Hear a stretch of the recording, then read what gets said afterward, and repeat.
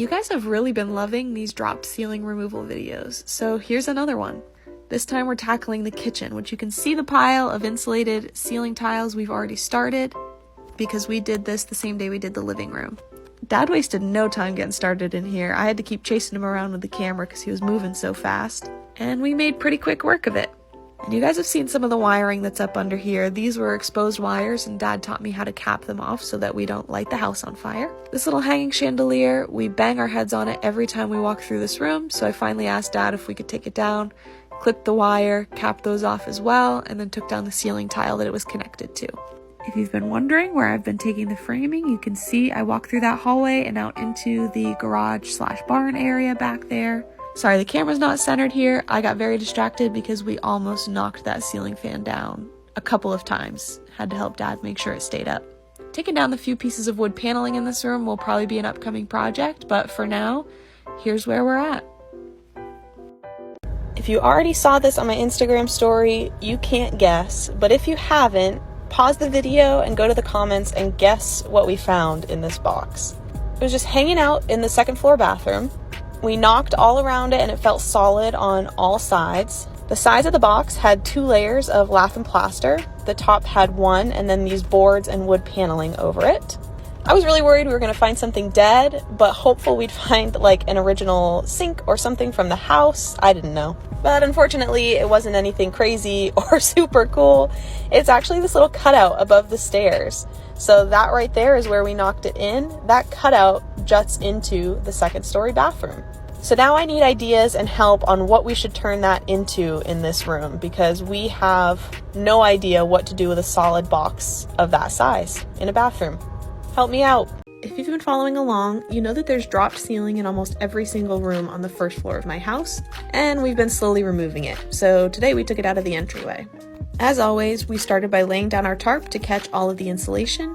We were worried that we were going to find more water damage in here because this room connects to the bedroom that had that damage, but all the insulation was dry, the ceiling looks good. There was this really cool little medallion up there in the center of the ceiling. And here's what the room looks like, all opened up. We gained about 1.5 feet of room height. We have made some serious progress on this back bedroom on the first floor, so I wanted to put it all in a little compilation and show you guys what we've gotten done. We started by pulling out the carpet, which thankfully was just these squares glued onto the flooring below it.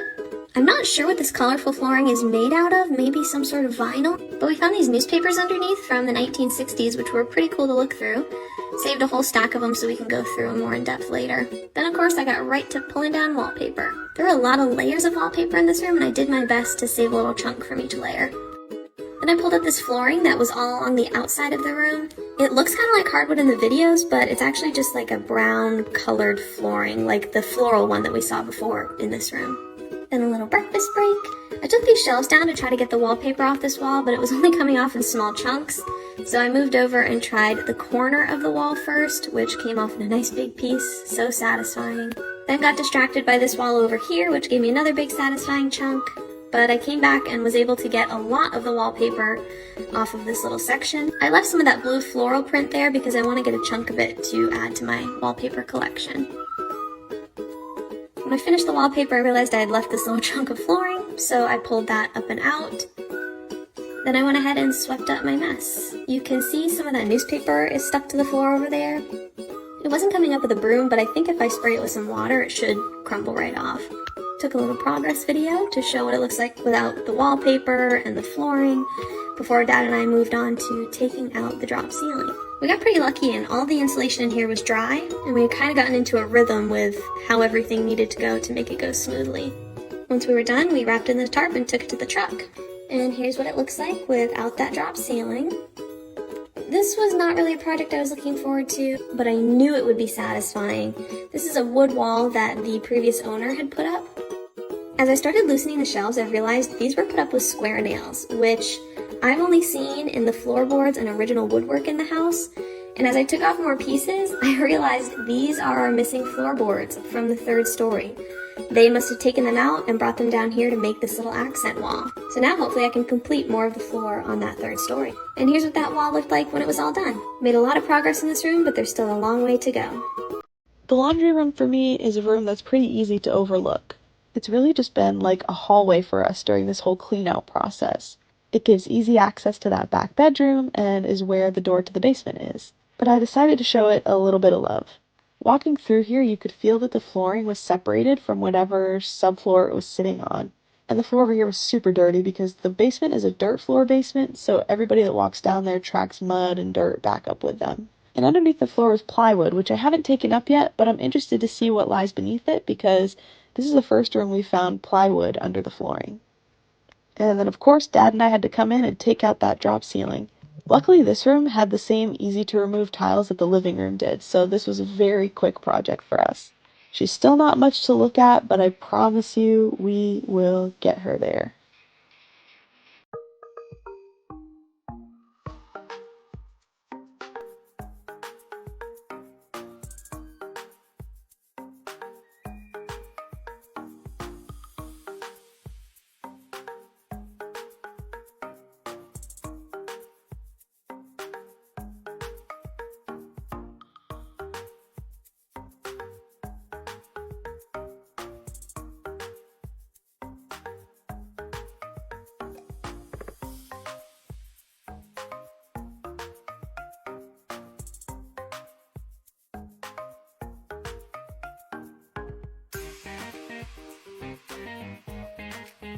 In a recent video of me working on the living room, you guys saw me open up a doorway that connected to the entryway. But what I forgot to show you before that was us uncovering that doorway in the entryway. We'd been peeling back wallpaper all morning and we got to this section of wall where we saw something had been glued or connected to the wall somehow in the past. And as we peeled back more layers, we realized it was a door. And as soon as we realized that, we stopped everything else we were doing to come over and open it up. There were about 5 layers of wallpaper in this room, and this doorway was hidden under 3 or 4 of them, which means it's been covered up for a pretty long time. And I could not wait to get it opened up again. The dark wood you see here is part of the original door frame. Unfortunately, the rest of it and the trim is missing, but that didn't make me any less excited about it. And it sat like this for a few weeks until I could get the wood paneling off in the living room so I could open it all the way up. But once I did that, I came in and pulled the drywall down and opened it up. Now that the drop ceiling has been taken out of the entryway, it's time to get started on pulling up the floors.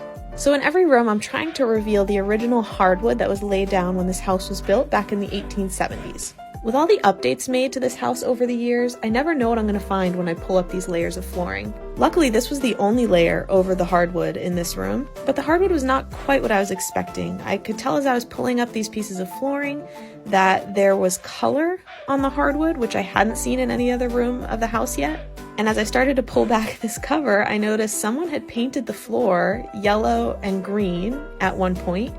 And then it looks like there was either a paint spill or maybe some water damage that turned a part of it white as well. But this just got me excited for when I get to the stage where I am sanding down all of these floors and refinishing them. This first floor bathroom is in really good shape. All it needs is some deep cleaning and a little bit of updating, and we should be good to go. I've only done the very basic cleaning so far, but I think when I do the deep clean, it's going to be a very satisfying video. As always, the first step was to just pull out all of the junk and anything hanging off of the walls. The closet shelving had some contact paper on it that actually came up pretty easily, no damage to the wood at all. These designs around the shower are actually just stickers that were put on there. So they were really easy to pull off, and I wasn't too worried about damaging the paint underneath because I think I'm going to paint this room a different color. Once the initial pickup was done, I went on to sweeping out the windowsill and all of the dirt off of the floor. I didn't get too crazy with a deep clean on this day because I knew the next day we were coming in to take out the drop ceiling and we were just going to make a mess again. But here's what it looked like after that first day of cleanup. Not great yet, but I've definitely seen worse in this house. And Dad's back again for another drop ceiling removal. He is a beast at these now. Got this done in under 5 minutes, I'd say. He's pretty efficient at this point. And here's the after. A lot of work still to go, but we made some progress. You've seen me clean out the 3rd floor and 1st floor in the bedroom where there's an active water leak, but this is what the 2nd floor looks like. And here it is when it's raining. I was really nervous to get under there and see what kind of damage it had caused, but Pongo talked me into it and said it's time. So this is the room. You can see over by the windows where the ceiling has fallen in, and there's plaster on the floor there. You can also see towards the center of the ceiling some of the plaster damage. That's where the water is actively leaking through the ceiling when it's raining. We have the shop vac up here to help us clear out those buckets when they fill up with water or if it falls onto the flooring. So my plan is to clean all of this up, roll up the flooring, and see what's going on under there. There were some pretty cool finds under similar flooring in other rooms, so I was hoping for something similar here, but I wasn't holding my breath because I knew it was likely going to be damaged by all of that water. I got all the curtains taken down first, and then got to work picking up the large pieces of plaster and sweeping up all of the remaining dust and little pieces there under the windows. I had to clear everything out into the back bedroom so that I could roll up the flooring, and unfortunately there was no newspaper under here, but I was pleasantly surprised by the shape the floor was in. There's no soft spots, there's some discoloration, but with some sanding and refinish, it should be good to go.